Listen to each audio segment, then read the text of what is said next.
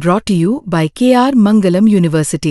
We provide you the platform to turn your dreams into reality. Give wings to your aspirations with KR Mangalam University. भीड़ देखिए, भीड़ के आगे एक लड़का रास्ता खाली करवा रहा था। दरअसल लड़के के पीछे एम्बुलेंस थी। एम्बुलेंस में लाश थी।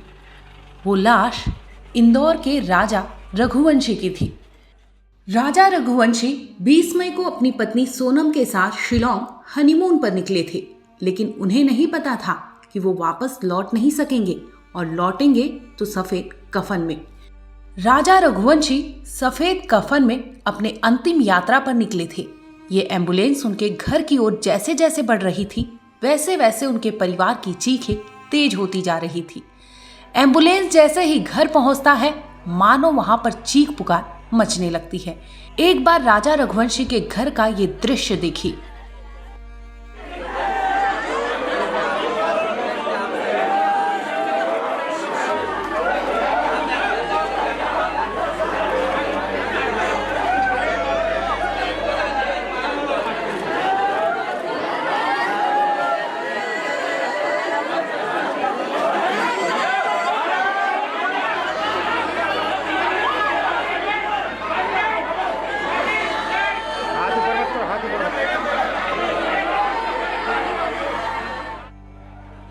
राजा की मां बिलख रही थी, संभाले नहीं संभल रही थी। वो मां अपने बेटे की एक आवाज सुनने के लिए तड़प रही थी। उसकी आखिरी बार राजा से बात भी हुई थी। उस दरमियान वहां पर नेटवर्क नहीं था। राजा की मां फोन पर राजा से कई सवाल पूछती है, जिनमें कहती है कि वहां की तस्वीरें तुम नहीं डाल रहे हो।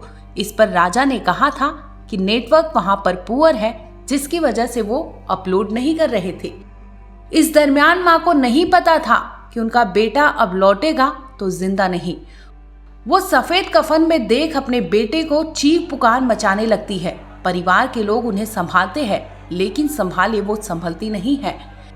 राजा की अंतिम यात्रा में सैकड़ों की संख्या में लोग शामिल हुए थे। रिश्तेदार हो, दोस्त हो, पड़ोसी या फिर जान पहचान वाले, सभी के आंख नम थे।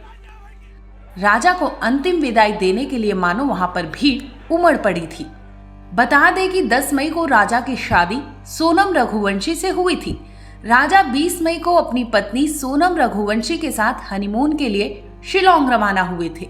लापता होने के कुछ दिनों बाद ही शिलोंग पुलिस ने एक अज्ञात शव बरामद किया, जिसकी पहचान राजा के रूप में हुई।